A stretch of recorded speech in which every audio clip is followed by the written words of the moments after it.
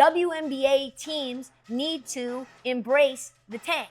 1 game, 2 games are going to separate you between Juju Watkins and someone else. What do you think the Toronto Tempo are doing right now?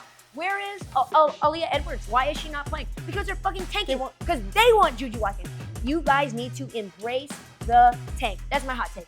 My hot take is hotter than your take. I'm a hot girl. I'm a hot girl. I get anything I want. This is my world. I make big moves in my big heels. Since the day that I was born, I've been a big deal. Okay. Sophie Cunningham is so hot. All right, we're recording on all 3. Did that part get recorded? Yeah. The part about her being so hot?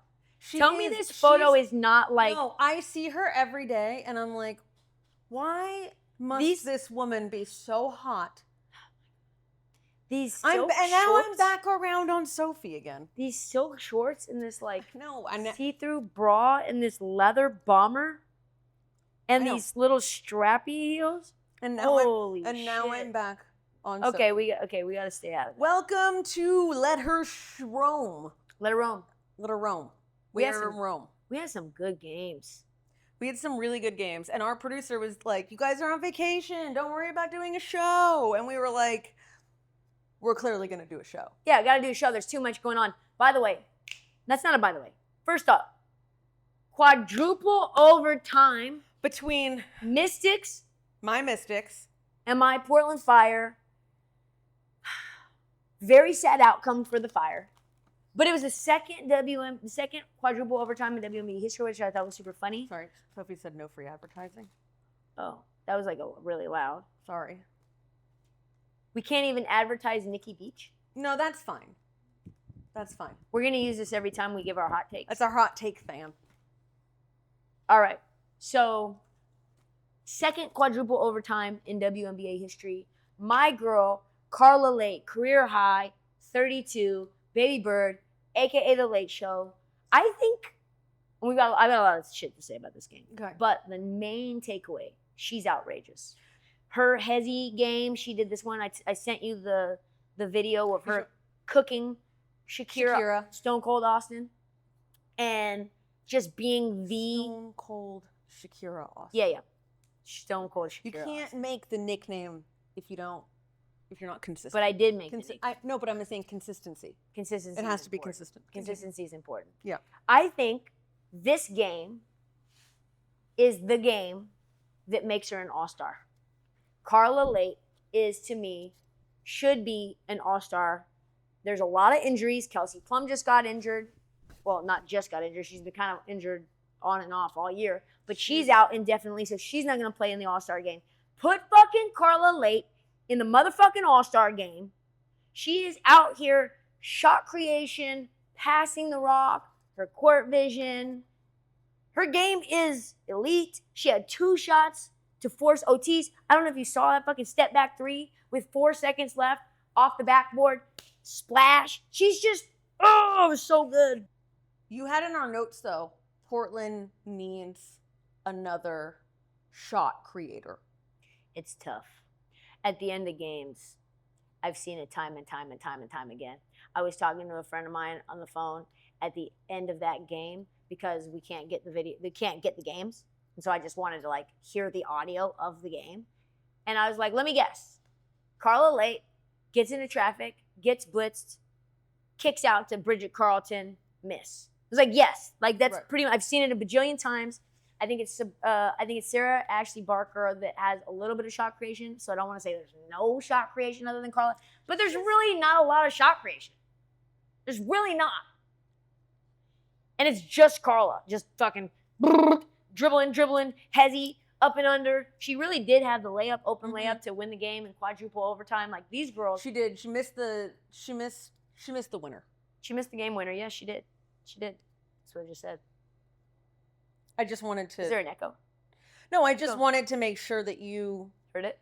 No, said it. That you said out loud that you lost the game. We lost the game. You know, the thing is, like, I think the Mystics, I want to kind of talk about them really fast. Yeah. You've got, also, before we talk about the Mystics as a whole, that fucking arena, that's got to go. It's got to go. Those angles. It's way too small. The camera angles The way it looks on camera, the whole entire viewing experience is garbage. It makes no sense. I said to somebody, there's a friend of mine via text, it's giving Huddle. You know Huddle? Like, Huddle is like where, yes, she knows Huddle. She knows Huddle. Huddle is like a low-budget film for high school players to send their tape out to colleges. Oh, okay. In order to like, it's literally like filmed on people's cell It's like phones. cell phone video. It's like cell phone highlight packages. I think I saw Sam's.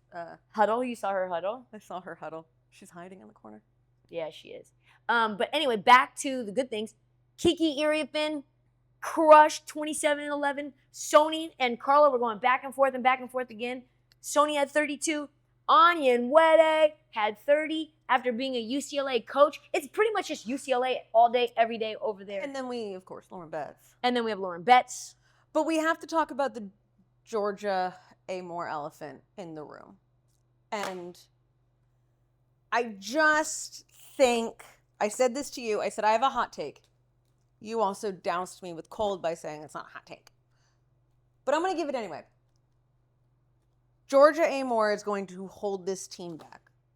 Thank God she is. She's not even playing, though. They're not fucking with her. No, they're not. We had our girl, Flores.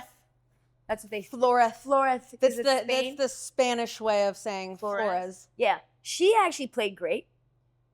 She had 5 steals, 1 block, 4 assists, some crucial buckets down the stretch in overtime. Lucy Olson looked really good. She had a couple like little, oh, okay, Lucy Olson, I see you. But they keep starting Georgia. She played 12 minutes. No, I know, but they keep, it's like, I feel like we're forcing a round peg into a square hole at this point. She's unable really to score. I mean, yeah, she's a smaller guard. We knew that. She's coming back from injury. We knew that. But, like, actually, the real thing is, like, hey, Washington, did you not get the fucking memo? You're not supposed to win this fucking game. You are. Can I have my fan? Can I have my fan? Actually, you fan me. You fan me. Hold on. You fan me. There. Oh, that's bad. No. Hold on. I can do it. I've been practicing. Bad. No. That's so bad. There we go. My hot take is WNBA teams need to embrace the tank. Embrace it. Do not win games. This thing is going to have like minute 1 game, 2 games are going to separate you between Juju Watkins and someone else. If you want Juju Watkins and you have the Sky's pick and you have your own pick, then you need to lose. And if it's quadruple overtime, you fucking foul Carla and Leite. Let her make the layup. Leave it open. I understand. There were a lot of chances. You're a lot of competitors. I get that. But Sydney, play Georgia Amore all the minutes. Play Rory Harmon all the minutes. Maybe shut Lauren Betts down. Maybe shut Kiki Iriapin down. What do you think the Toronto Tempo are doing right now? Where is Aaliyah Edwards? Why is she not playing? Because they're fucking tanking. Because they want Juju Watkins. You guys need to embrace the tank. That's my hot take. My hot take is hotter than your take. My hot take is hotter than your hot take. I mean, I just said it louder. Okay, you did. That's kind of a piece I want them to get Juju, but I'm also okay with picking up, let's say, with the 3rd pick in the 2027 WNBA draft, Hannah Hidalgo out of Notre Dame. Oh, because to match back up with Sonia. Because to match back up. Like did you say match back up? Like to be back, to match up emotionally. To match back up. You know, like matching Tinder, up Tinder, is against like when they're both gonna swipe right on each other. No. You mean distinct? Is it right or left? I think swiping right is correct. Swiping left is a no.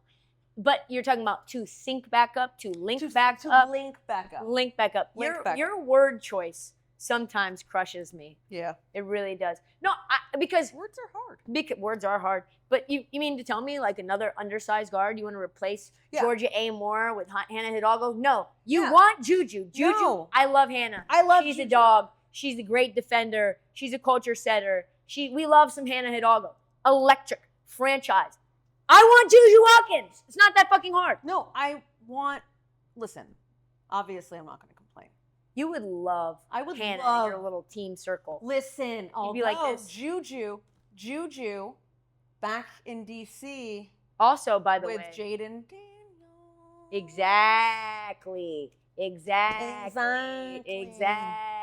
Exactly. Yes, also Hannah Hidalgo in DC. That would be a great culture I fit would too. love. I just think Also, Hannah, Juju Watkins is a could you just imagine the behind the back? Georgia A. Moore has passing too. She just gets blitzed. But she's small. not getting into the paint. Yeah, she's not. She's not getting. She's not into, translating. It's No. unfortunate, but Anyway. that's the game. What a fucking game though! Quadruple overtime. I was tired. Are the Mystics the most before we move on? Are the Mystics the most likable team in the W? Did you see their TikTok? I did. The Love Island. Forgot the fucking question. First of all, I can speak if I want to speak. Y'all don't control me. I don't care if you know me or not. But I'm not talking to you. Well, I'm That's the speaking to thing. you. I'm not So talking that- to you though. So stop talking to me. I'm talking to him. First of all, you a little girl. So you can stop I'm not a talking to me. little girl. You are a just little got girl, in though. here. Bitch, I don't know you. I don't fucking know you, You bitch. can pipe down. I'm TT. Wrong way to come in the villa, bitch. How do they remember that? Like, how do you guys have time? What did she say? What did she say? I'm First TT. of all, you're a kid. You're a child. I'm TT. No, I'm TT. It's crazy. We need to do that skit. We do. And they also had, I think it was someone just lay down on the floor after 4 overtimes. Like, those girls must have slept great last night. Great. They played like 100 minutes. Not They that basically many, but played- it felt like They it. played like 1.5 games Yeah, that was a lot of games. in a game. That was a lot. It was a That's lot, of games. Again, see what I'm talking about, Yeah. folks? Chat. Paige and Olivia. What a game. No, What a and also matchup. really, it's not even just Paige versus Olivia. It's the number 1 overall pick versus the number one- 2 overall Oh, number pick. 2. Yes. Yes. And last year's number 1 overall pick. But yes, we're talking about this year's a lot- number 1 versus number 2, which has been such, like, I feel like more discourse this year over, like, I like that. the 1 versus 2. I like that. When we start talking about, hey, a team should have drafted this player Oh, I over love that it. player, that is when we've got progress in the WNBA. When we're saying, actually, this player would have fit better with this player. I think, though, what Be we that. saw on display was Azzi Fudd and why Jose Fernandez wanted her. She had 21 points. She had 4 steals, 1 block, 3 assists. She really was crucial in the third quarter. She looked really good. But, like, I was going to say, she had a big second half. she did. Paige, though, I watched that game back, Okay. and I shook my head probably 10 times at the things that Paige does with the basketball. She went up and did this Houdini move high off the glass. Yeah. And it was just this circus. The things that she does off the dribble, pull up, off balance, hezzy, cross, euro, round the rim, the touch, the ability to create spin, to be able to manipulate how she's able to put English on the ball. She's so tremendously exciting and skilled. Like, I truly was like, I don't know what you do with that. I don't know what you do with that. And I would say this too. Like, they were getting their ass beat. Dallas. Dallas was Yeah, getting they their ass really beat. were. Yeah, they were down down 20 early. Yeah. And then they cut it to 4. And I feel like that's a really good really good sign of a team that's figuring some things out against the best team in the W. Yeah, I just, like, Dallas to me, I'm not ready to buy stock in them, but I'm also not ready to sell the stock I have. Buy additional stock. I'm going to sit at where I'm at. They're inconsistent. Oh my God. So do you have Dallas stock or do you not have Dallas stock? I have neutral. This team already has more wins this year, Dallas, Right. than they had the entire last year with Man Bun. Okay, I get that. I understand the, like, it's better than it was last year. And I have, like, yes, this is, I think the Paige backcourt will feed families for years to come. I think Jess Shepard, she had 16 assists. Sick. Which the, is the way that she plays give and go. fantastic. It's ridiculous. But it sometimes feels like it's a show of 3 and that like everyone else kind of forgot to get on the bus. Not all the time, but sometimes. You know, Maddie Segrist played really well too. She did. No, she did. Maddie Segrist played well. Azzi drilling almost 38%. She's shooting almost 40% from 3. She was 4 of 9. At 4.5 threes a game. With 3 stocks a game. You know what a stock is? No. Steals. Is that what I'm buying? Steals and blocks combined. Yes, I do know that. You've told me that before. And, not what I'm buying and selling. And I think the way that they looked is showing why they chose her, what they're trying to do. Jose Fernandez clearly like one of those coaches that's doing it his way. But I also think like both teams made the right decision for their team. Yeah, no, 100%. Dallas made the right decision in drafting Azzi. Lynx obviously made the right decision in drafting Olivia Miles. I do want to say, though, that I don't think, based on what I saw, just based on the very small sample size of this game, I don't think Paige is fucking with Olivia. Because in the second quarter, you saw it. She Jess got chirpy. Jess Shepard coming down the floor. Olivia Miles, who knows why? Just trucks right into her. Mm-hmm. And then she's a little bit of a bulldozer sometimes. She's a shit talker. And she's very spicy. And she said after the game that she's doing that on purpose because she doesn't want to get bullied as a rookie, and that's fine. But like the way Paige was like, what you about to do about it? Yeah. What you about to do? What are you going to do? She came over there, Olivia and her are talking, and it was almost like, yo, you want ones? You want ones? To me, this rivalry is great. Between them, I think there's like, I mean, you're talking about Olivia should have been in Paige's draft class. She ends up going back to TCU. So you know they've been playing against each other forever. Well, and that was like a real talk of like, if Olivia could go number 1, would she go in that draft? And then she didn't. And she didn't go. Yeah, Paige was always going to go. I know, but there was that little. Lauren even was like right. There was in the like mix. that little moment that people went, oh. No, nobody ever was going to not take Paige first. I know that, but I'm saying the media liked to create narratives. That's what they do. There was just no way. But like you've got, I think, some real smoke between those two players. Maybe I'm wrong. Maybe I'm reading way into it.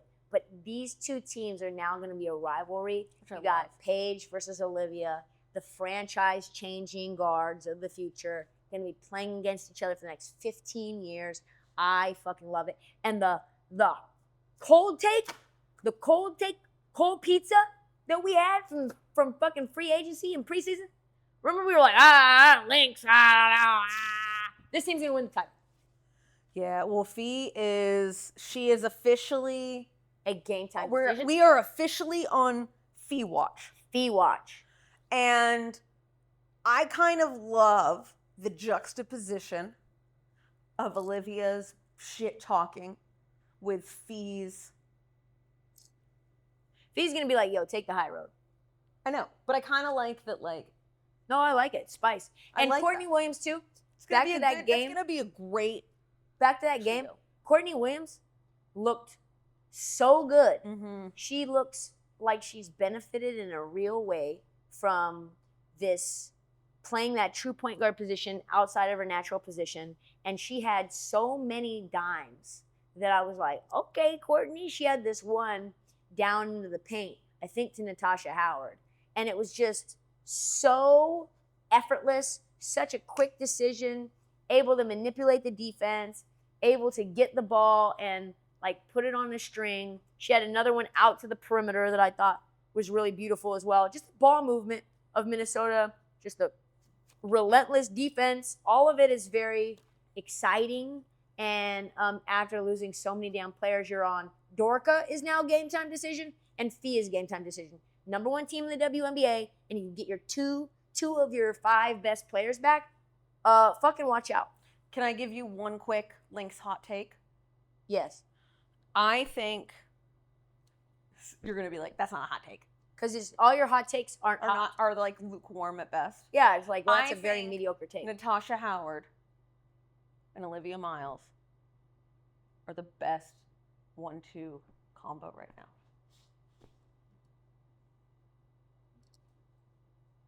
Is that a hot take? I think it's just a bad take. Why? Best 1-2 punch? But they are good. Natasha Howard looks incredible. I have been loving seeing her thrive. Cheryl Miller is just a really good coach. She just finds ways to win. That's just what she does. Hey, Sarah. Today's Daily W is sponsored by Fuchs Financial. I don't know if you knew that, but it's planning for your future without pressure.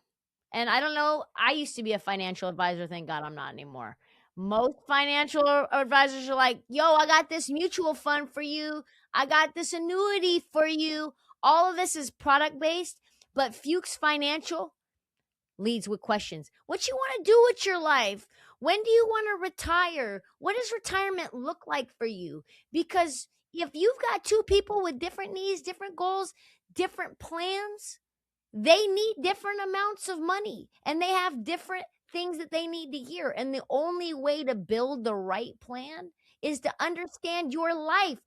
I don't want your life. And if you're thinking about retirement and you want some guidance that fits you and not somebody else's agenda, which they're probably going to get paid for, got to talk to Fuchs Financial.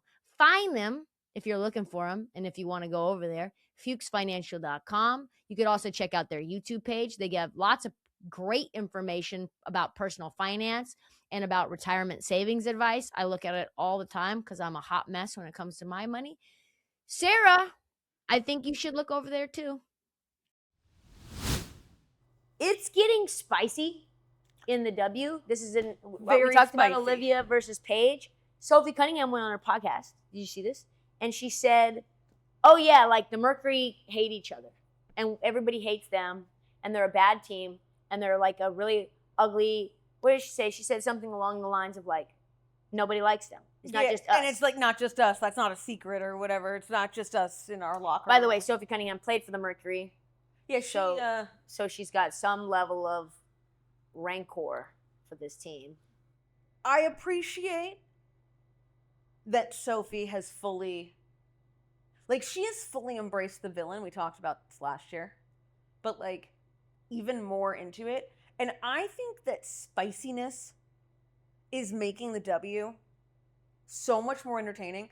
I saw that meme. I saw that on like Bravo and like Real Housewives pages. That's crazy. Like we are Transcending. We are transcending the W ecosystem into pop culture ecosystem. Yes, which is huge. Just like Meme reality. culture, like this meme culture. Yeah, you gotta use your wrist. I mean, Yeah. she's like milking it for all it's You know, she said like, the reason I did it is because DeWanna Bonner, said like, stop pointing at me. And she was like, I just decided I'm going to keep pointing. I'm just going to keep pointing. Which I will say, that is a level of petty that Didn't even speak. I can aspire to and I can appreciate. I loved We it. need villains. We need rivalries We got him, man. in the WNBA.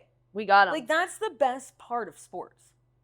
I do think what Sydney Colson said recently about the Fever and the Mercury together whenever they play each other, because there's clearly some sort of smoke between them, that when you're a ref, you have to take stock of the teams that are playing against one another, Right. and the players that do not like each other, Right. and try to stop any escalation. And I truly believe that there's villains on both sides, right? Sophie's a bit of a villain. AT and DeWanna Bonner are a bit of a villain. Right, of and course. they don't care. They want the smoke. They want to They get do. into it. But yeah, I think like that's a really important note that Sydney Colson said. I do though, speaking of the Fever, did you see what Emmanuel Acho said? You see that? The fucking rage bait. There's a hot take and then there's a rage take. Okay. For those who didn't see this, Emmanuel Acho, M-Sport, former M-Sport athlete. Did you play for your team? No. Eagles. Eagles. Linebacker. That's right. I knew it was one. Not of a very good one one of either. Trash teams. Anyway, Not a very good one. I think he was in and out of the league. yeah, I don't think very long. He's made more attention as a Let talking me find head. out if that's actually true. How long I've been on? 2012 to 2015. So pretty short career. Okay, so he said was it a podcast? Was he on a podcast? He has a show. A show on whatever platform someone gave him. Do you have the clip? The W at this junction in time would be better without Caitlin Clark because she is a bigger distraction than she is an additive. Caitlin Clark has gotten the WNBA over the necessary threshold they needed. Now people are watching. Now we realize, oh, there's talent in the W. Talent that's actually even greater than Caitlin Clark. And I'm not just talking about bigs like Asia. I'm talking about the Olivia Miles. I'm talking about the Paige Bueckers. Hell, I'm talking about the Kelsey Mitchells. Caitlin got the necessary eyes there. But now that the eyes are there, we don't necessarily need her anymore. Caitlin did what only Caitlin could do. Pause. That's an before I replay. That's an insane take. And we don't necessarily need her to do anymore. Thank you, Caitlin. We can take it from here. Unless we can take off our gloves for Caitlin Clark and stop trying to act like she's a messiah, the WNBA could and would be better off without Caitlin Clark, at least without this version of everybody coddling and caressing and catering to Caitlin Clark. First of all, wild thing to say. I understand the point he's trying to make, No, kind of, which is we don't do it. no. We can't do it, Sarah, because we already have people. You're right. Okay, You cannot. it's even a terrible preface. take. He's completely wrong. Caitlin Clark is also not in the league to serve others. She's a professional athlete who wants to be the best athlete she can be. So I'm glad that Emmanuel Acho thinks that she's done enough and can go now. Done enough and can go now is wild. That is Like, a hey, wild- you've introduced everyone to all these other good players. We don't really need you anymore. No, like, I know that there's a group of people in our YouTube mentions and in our comment sections who think that we're anti-Caitlin Clark. I am not. I fucking love Caitlin Clark. I love her game. I love her electricity. I love her passing. I love her risk-taking. I love her ability to shoot the rock. Like, I think that she has histrionics, and I think she goes too crazy on the refs. But, like, overall, this is a phenomenal basketball player. I agree. Truly. Completely Is she agree. as good as her fucking crazy lunatic fan base thinks she is, which is better than anyone who's ever lived and played? No. But, like, that doesn't mean she deserves to go. Well, that's where his take ended, and that's what I mean by, like, I understood where he was trying to get to, and that, like, people need to stop putting her on a pedestal, but the way he went about saying that was every bit By the way, Messiah. incorrect, and that was also the wrong word to By use. the way, Messiah's nuts because Jesus got crucified. Also, I went to but that's the Vatican wrong City word. today, And we went into Vatican City and walked and it was right. closed because there's a holiday going on. Yeah, of course we would. Gift shop was open though. We went from the Jewish ghetto to Vatican City. It's been a day. It has been a day. No, we are but, not. like, And that's- also, can I just say, because someone called us out for this, Okay. we are not wearing our sunglasses inside because think we are too cool.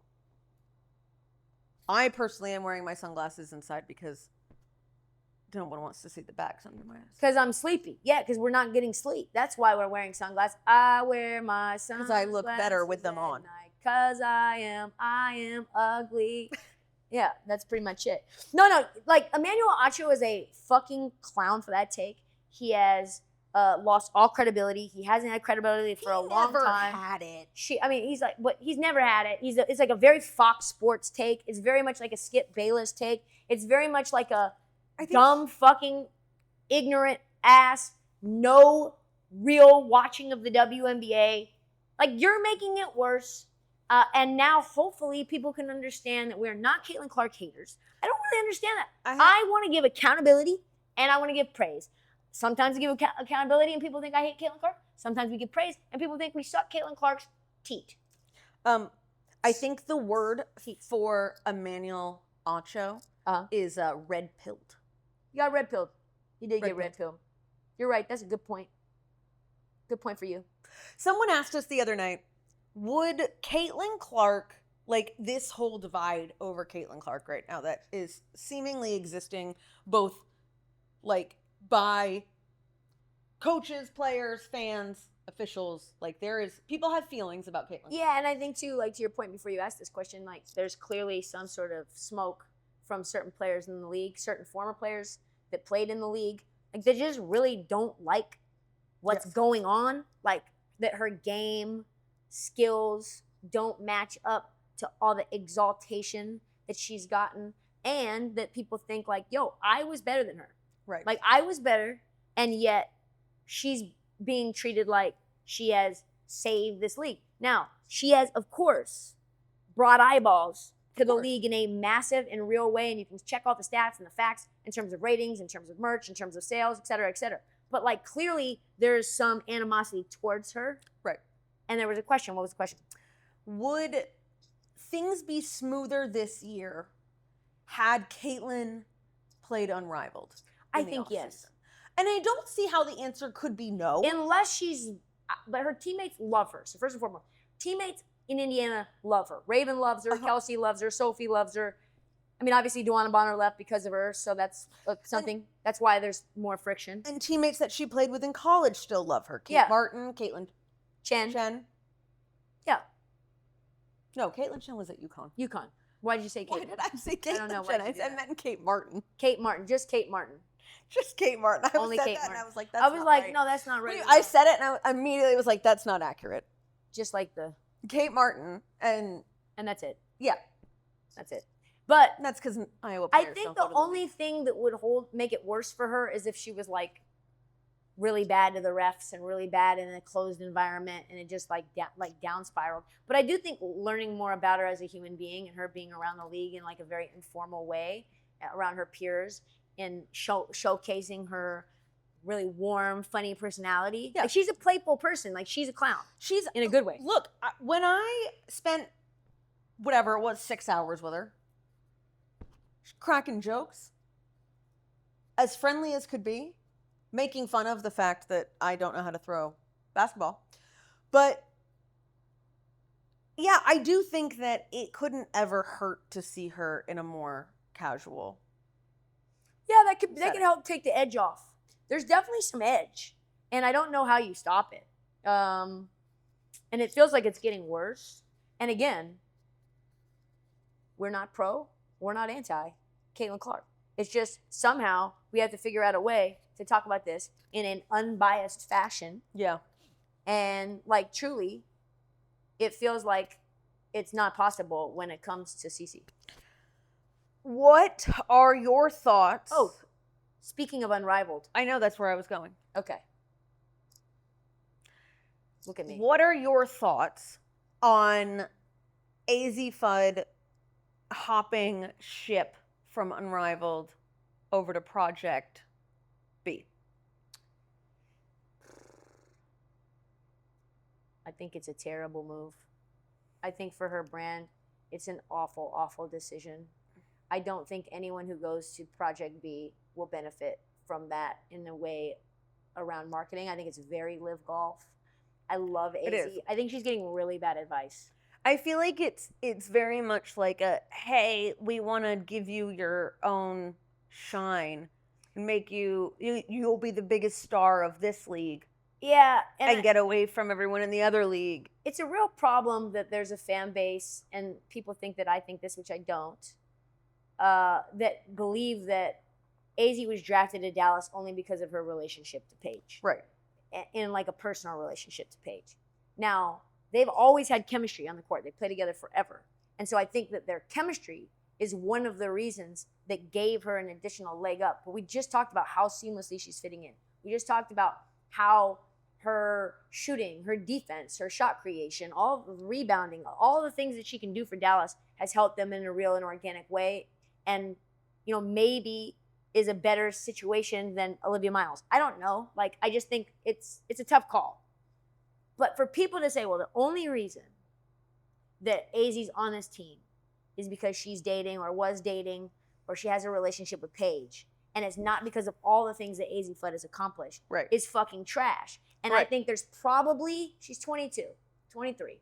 There's probably some level of, I want to show what I can do in an environment away from Paige. And if that's true, which I don't know if it is, like that's a really, really bad idea. Yeah, it just feels like, I don't know, like you said, it's very live golf. Which is failing. And everybody who has played for Live Golf, their marketing dollars, their marketability, their brand value, all of that has taken a gigantic dump in the street like a homeless man in Portland, Oregon. Unless you're Bryson. Which, by the way, unless you're Bryson. Which, by the way, a homeless man did take a shit in the middle of the street while I was buying bandos for Can. So that's where I got that reference. Disgusting. I like literally looked over and I'm like, is he shitting right there in the middle of the sidewalk? That would happen. It happened. In your city. It did happen. It doesn't happen. Yeah, I think it's terrible. I really think this is gonna, I don't even know if they're gonna have a league. That's the whole thing. It's like you don't even have enough it's players. very sus. Like, are we playing? Are we not playing? They did though because we shamed them. Remember that company, that events company, Sala, that was owned by the Saudi Arabian fund, Sela, the wealth fund. Yeah, they cut ties with them. Yeah, which like we bullied them. I really kind of think that was us. We came after them hard. I really we got think it was us. to get mad we at got us. like cease and desist. Not really. There's specific teams of agencies that that have not one player going to Project B. Take a look, do your own research on who those are. And those types of collectives or groups are ones that care about the ecosystem and care about the future of women's sports. And if you're just trying to get a bag, and I don't think Azzi's only trying to get a bag. Also, what I really didn't fucking like is the way that they rolled out the ad where she's literally got her dog who's named Stewie. Oh yeah. Talking about competing in a rival league. Yeah, that to was shady. Stewie's league. And she's like, hey, Stewie, want to go for a walk? Which was weird. Oh my God, that was diabolical. Yeah, because there were, people with lower reading comprehension or did not know that the dog's name was Stewie immediately were like, oh my God, Stewie is leaving Unrivaled. What a dumb thing. Why would you leave your own league? You wouldn't. Before we go. And why would she have a dog whose name's Stewie and then it would be about Brianna's businesses? Before we go. Yeah. It's been a good show. We have to give the jinx of the week. Oh, jinx the week. Who did we jinx? You jinxed. I didn't jinx anybody. You jinxed the crash out queen, Marina Mabrey, who the night in which you said nobody is rooting for Marina Mabrey dropped 53. I think that's like a record. I think that's 53 is a record. She had 9 threes again, which is the record. I think she's going to break the record. She is currently dealing with some neck spasms, so they held her out of the Mercury game, but she's going to be fine. But like, whoa. So, and a bunch of people in our comments are like, can you also say that nobody's rooting for some other player, that my favorite player? Can you also cheer heavily against? But truly, if that was like Paige or Olivia or anyone else, it would be more of a whole story than a little blip. Like, people went crazy for it, but they didn't like go crazy for it. No, if Paige dropped 53. It would be raps. We'd have a Nike commercial next day. Yep. And I do think, though, the way that she had a little, like, drop it low, drop it down slow, pop that thing. They did a little, like, dance off, like a little dance thing. Oh, I did see that. Yeah. After Marina dropped 53, and she was very likable in there. That was a very likable moment. As the PR rep for Marina Mabrey, I'm going to have to say, like, you sprinkled a little bit of Riz on yourself. Sprinkle a little bit of likability on yourself. She also had a very touching comment about her sister and how her sister helped her in her 53-point performance. Also little likable sprinkle. You're just so anti-East Coast. This is your West Coast elitism. What? Why is that? Because you're ragging on a Jersey girl for being a Jersey girl. That's West Coast elitism. Never mind. I was going to say something that was probably going to get me in trouble, but I won't. Okay. Because I'm already in the doghouse with her, so. The real ones know. Great show, Sarah. Oh, really quickly. 30-year poster came out, and a bunch of legends were left off of it by the W. People are telling me and very upset because I mentioned that I didn't mention that Caitlin Clark wasn't on the poster, but no Simone Augustus, no Sylvia Fowles, no Sue Bird, no Diana Taurasi, no Lena Deladon, no Maya Moore, and people were like, well, name, image, likeness, da da da da. There's rights deal, blah blah blah blah. Here's the thing that you should know: don't just say shit when you don't have any visibility into the background of things. And people are like, oh, Trista, you need to have some responsibility and educate people and not just give your hot take and not consider that there are naming rights issues, putting someone's jersey, their face, their image, etc. on a poster. But what I can tell you is that multiple players that were left off that poster, their agents never got a call to negotiate that or talk about that or ask what it would take for that. So like they didn't even try. So shut the fuck up. Stay in your lane. Don't be telling me and trying to school me on the economics of putting a player on a fucking poster when you're just sitting in your mom's basement reading shit on the internet through Claude or ChatGPT or Gemini or whatever the fuck you're talking about instead of having real visibility into the truth. So that's all I got to say about that. Multiple people were in my comments and I got sensitive about it, so I got a little spicy. Do people use Gemini? Oh, I need to tell you guys this. I received $500 on PayPal off of a Gemini-made foot photo. What? Yeah. I was asked from a fan for my feet photos. And you sold a foot photo? And I sold a foot photo that weren't my feet based on Gemini. I used Gemini. I took the little Gemini logo out. Listen, I used my legs, a real photo of my legs. You got free legs. You're not getting my feet.